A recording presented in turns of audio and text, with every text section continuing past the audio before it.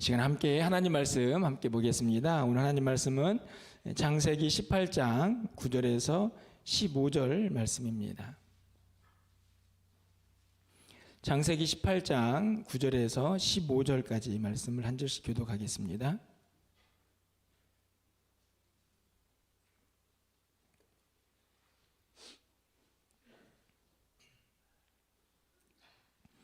(9절부터) (15절까지) 한 절씩 교독하고 마지막 (15절은) 함께 읽겠습니다. 그들이 아브라함에게 이르되 내 아내 사라가 어디 있느냐 대답하되 장막에 있나이다. 그가 이르시되 내년 이맘때에 내가 반드시 내게로 돌아오리니 내 아내 사라에게 아들이 있으리라 하시니 사라가 그 뒤 장막 문에서 들었더라. 아브라함과 사라는 나이가 많아 늙었고 사라에게는 여성의 생리가 끊어졌느니라.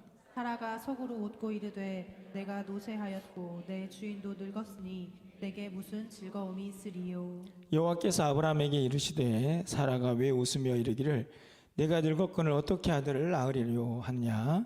여호와께 능하지 못한 일이 있겠느냐. 기한이 이를 때에 내가 내게로 돌아오리니 사라에게 아들이 있으리라. 15절입니다. 사라가 두려워서 부인하여 이르되 내가 웃지 아니하였나이다. 이르시되 아니라 내가 웃었느니라. 아멘. 할렐루야. 네, 금요일에 나오신 우리 성도님들 환영하고 또 축복합니다. 이렇게 길게 추위가 계속된 때가 있었나 하는 생각이 들 만큼 이번 주는 무척 추운 날들을 보내고 있는데요. 추운 시간들을 보내면서 약간 좀 그런 생각이 들었습니다. 이제 목양실에 있다 보면 아무리 바닥을 따뜻하게 해도 굉장히 춥거든요. 왜 이렇게 춥지? 이런 생각을 좀 해보게 되는데 이유는 딱 한 가지죠. 여러분, 왜 바닥은 따뜻한데 공기는 차가울까요? 네, 아주 단순하죠. 열을 그 공간이 끌어안고 있지 못하기 때문입니다. 우리를 그걸 열 손실이라 이렇게 이야기를 하는데 상당히 많은 부분에서 그런 경험들이 있습니다. 이 앞에도 컵에 물이 있는데 권사님이 물을 떠다 놓을 때는 굉장히 따뜻한 물을 떠다 놓거든요. 지금 거의 냉수가 됐어요. 왜 그럴까요? 열을 다 빼앗긴 거죠. 제가 이렇게 말씀을 드린 이유는 제가 목양실에 있으면서 말씀을 준비하면서 그런 생각이 들었습니다. 야, 우리 신앙생활도 우리가 하나님의 은혜를 받고 뜨거운 열정의 사람이 되는 것도 참 중요하지만 그 받은 은혜를 잘 간직하는 것, 지켜내는 것, 이게 너무 중요하다 하는 생각이 좀 들었습니다. 여러분 어떠십니까? 여러분들은 열 손실이 좀 있으신가요? 좀 신앙적으로 여러분의 열정들이 좀 식어져서 아무리 좀 막 뜨겁게 데피려고 해도 쉽게 데펴지지 않는 혹시 그런 상태에 있다면 여러분들 은혜 받는 것도 너무나 중요하지만 여러분 이미 받은 은혜를 좀 잘 간직해내는 그런 신앙이 되었으면 좋겠다 하는 생각이 또 이 추위에 또 한 번 더 제 마음속에 일어나게 됩니다. 어떻든지 간에 오늘 이 밤이 여러분의 그 냉랭하고 또 차가워진 심령에 뜨거운 성령의 역사가 임하는 귀한 시간 되기를 간절히 소망합니다. 우리가 지난 시간에 여러분 기억나시는지 모르겠지만 우리가 아무리 힘없고 연약하고 어떤 마음으로 기도의 자리에 나왔든지 간에 우리가 정말 성령님께 다 맡기고 기도하자 하는 성령에 맡기는 기도자의 모습을 함께 좀 생각해 보았는데요. 오늘은 기도하는 사람의 두 번째 태도로 저는 뭐가 필요할까? 첫 번째는 성령의 모든 것들을 맡기는 것이 필요하다면 저는 그 맡김에는 반드시 믿음이 필요하다 하는 생각이 들었습니다. 그렇죠? 우리가 하나님께 기도하고 있는데 여러분 우리의 기도를 하나님께서 들으실 줄 믿으십니까? 아멘이 별로 그렇게 크게 썩 커지지는 않습니다. 분명히 우리가 살아계신 하나님께서 우리의 기도를 듣고 계신다 하는 믿음이 있다면 우리의 기도는 훨씬 더 간절하고 능력이 있을 거라 생각이 듭니다. 그런데 여러분 아시죠? 우리의 기도를 들으신 하나님은 전능하신 하나님이다. 믿으십니까? 전능하신 하나님은 못할 일이 없으신데 여러분 그 사이에서 우리는 과연 그 믿음이 우리 안에 있느냐? 반드시 기도자는 하나님이 살아계시고 내 기도를 들으시고 그분은 전능하신 하나님이다. 이 믿음이 있어야만 우리의 기도에 힘이 있지 않을까 생각이 드는데요. 사실은 그런데 이 믿음 갖기가 사실 생각보다는 쉽지 않다. 하는 생각이 듭니다. 오늘 바로 그 믿음의 간격을 분명하게 보여주는 인물들이 등장을 하는데 너무나 잘 알고 있는 아브라함과 사라의 모습이죠. 하나님이 그들에게 말씀하신 그 내용과 그들이 처한 상황은 믿음이 아니고는 절대로 극복할 수 없는 간격이 있었음에도 불구하고 그들은 쉽게 그 믿음을 간직하지 못하는 것을 보게 됩니다. 그 간격, 어떻게 보면은 불신의 인간과 능력의 하나님 사이를 메꾸는 단어 하나가 있는데 그 단어는 바로 그동안에 아브라함에게 많은 약속을 했지만 이제는 확실하게 진짜 이제는 내가 너를 통해서 아들을 주겠다, 이 약속을 하고 계시는 장면이거든요. 그때가 여러분이 알다시피 이제 99세 100세 때 아들을 낳으니까 99세 때 아들을 주겠다 이렇게 말씀을 하고 있는 장면이 등장을 합니다. 그 이야기를 누가 들었냐면 사라도 듣습니다. 그런데 사라는 그 이야기를 정면에서 듣지 않고 어찌된 일인지 장막에서 듣게 됩니다. 그러니까 한번 건너서 듣게 되는 상황이 되는 거죠. 여러분 보시면 10절 말씀이죠. 그가 이르시되 내년 이맘때 내가 반드시 내게로 돌아오리니 내 아내 사라에게 아들이 있으리라 하시니 사라가 그 뒤에 장막문에서 들었더라. 들었습니다. 내년 이맘때 아들이 있을 거다. 그 이야기를 사라가 들었습니다. 사라는 어떤 반응을 보이고 있습니까? 12절 말씀에 보이니까 사라가 속으로 뭐 했죠? 웃고 이르되 내가 노쇠하였고 내 주인도 늙었으니 내게 무슨 즐거움이 있으리요. 여기서 내게 무슨 즐거움이 있겠느냐라는 말은 나에게 어떻게 그런 일이 일어나겠어 라는 이야기입니다. 이유는 단순하죠. 내가 늙었기 때문이다. 그리고 문제는 그것을 그냥 인정하는 거 끝나지 않고 사라가 웃었다 하는 겁니다. 자, 여러분, 이 사라의 웃음은 어떤 웃음일 거라고 생각이 드십니까? 여러분이 만약에 지금 사라였다면 이 웃음은 어떤 웃음일까요? 우와, 신난다.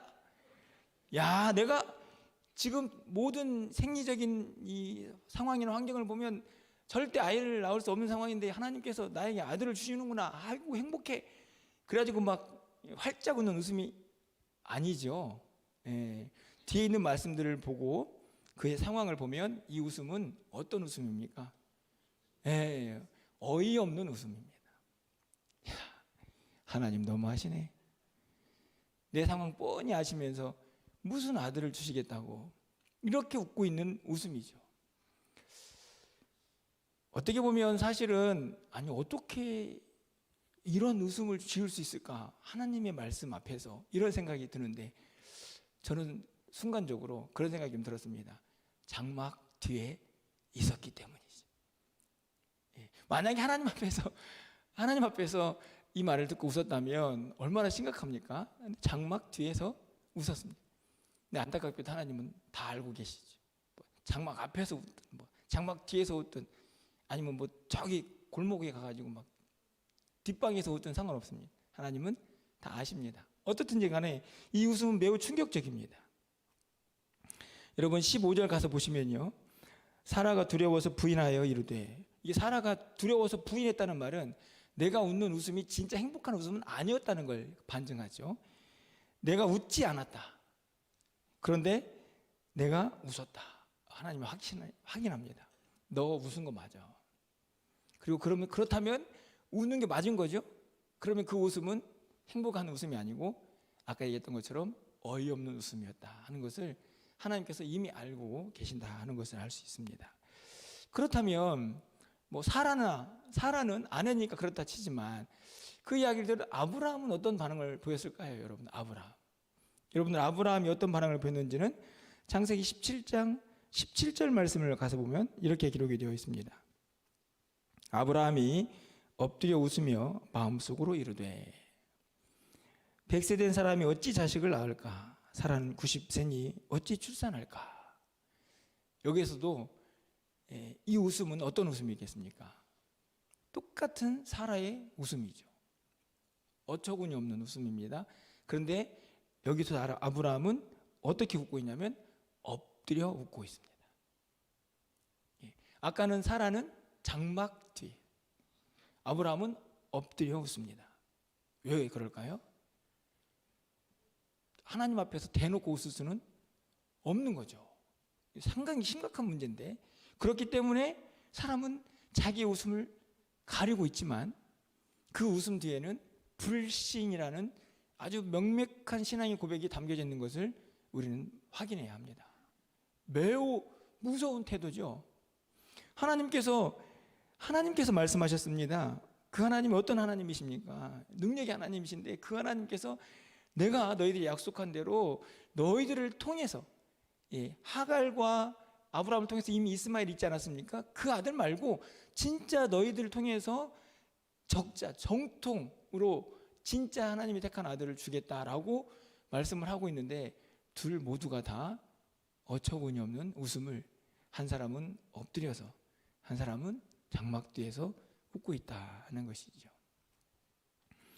물론 성경은 이들의 웃음을 책망할 생각은 별로 없는 것 같습니다. 왜 그런가 하면, 여러분 오늘 본문에 있는 11절 말씀을 좀 가서 보시면요, 아브람과 사라는 나이가 많아 늙었고 사라에게는 여성의 생리가 끊어졌다라고 이미 이들의 상태를 정확하게 기록을 하고 있죠.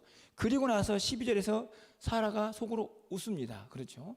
그러니까 실제적으로 보면 여러분들, 지금 성경은 이들의 웃음이 너무 심각하고 하나님을 멸시하고 막 어처구니 없다라고 하는 이런 저의 설명을 어떻게 보면은 무색하게, 그래, 그들이 웃을 수밖에 없는 상황은 맞다, 아무리 생각해봐도 어떻게 100세에 99세에 임신을 해가지고 100세 아들을 낳느냐. 그때 사라가 90세였거든요.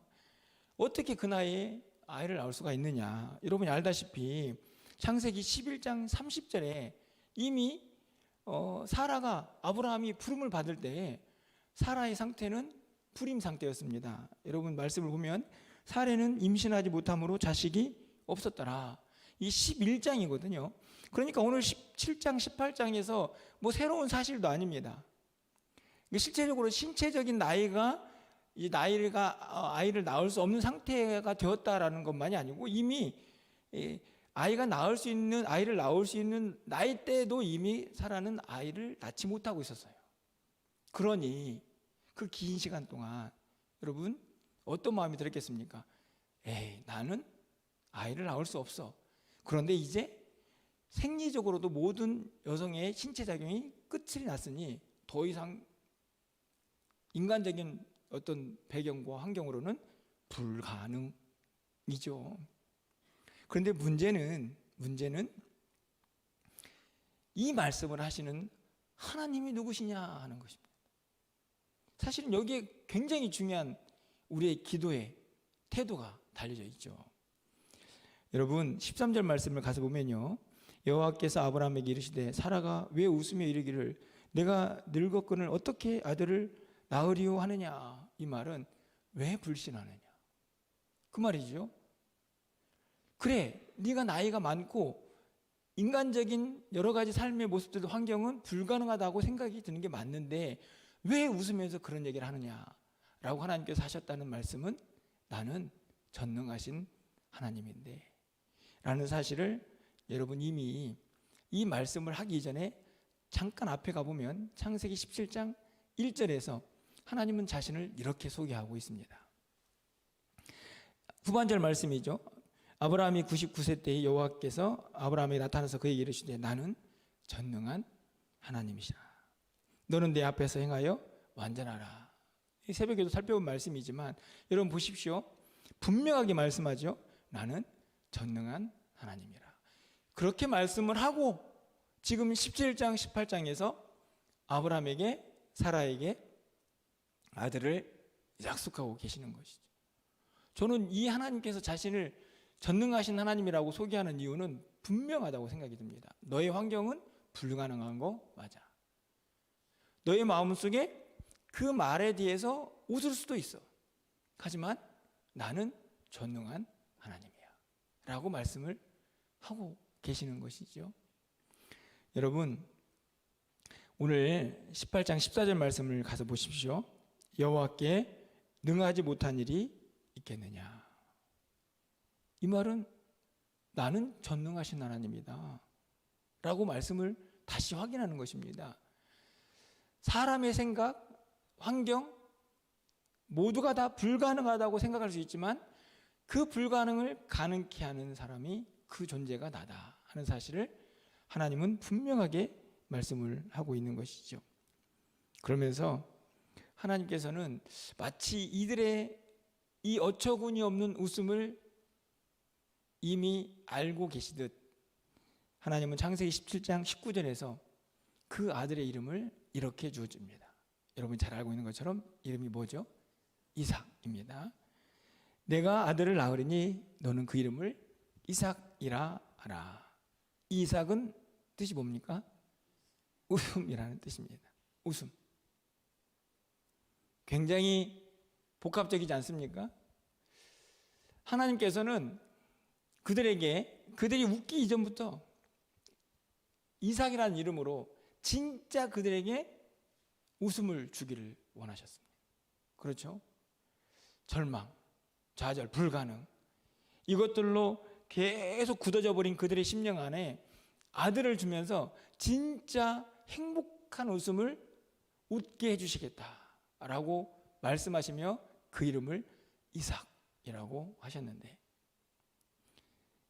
아브라함과 사라는 그들은 똑같이 웃었지만 하나님께서 주셨던 웃음과는 상당히 다른 웃음을 웃고 있는 것을 보게 됩니다. 아브라함과 사라는 지극히 인간적인 어처구니 없는 웃음이었다면 하나님께서 주신 웃음은 진짜 행복한 웃음인 줄 믿습니다. 오늘 여러분 기도하시면서 여러분 안에 혹시 불신이 있습니까? 내가 기도하면 하나님이 이 기도 들으실까? 하나님이 이 기도를 들으셔서 나에게 응답하실까? 혹시 그런 불신이 있다면 오늘 여러분에게 하나님께서 진정한 행복의 웃음을 웃게 하시는 분으로 여러분 가운데 찾아오시기를 간절히 소망합니다.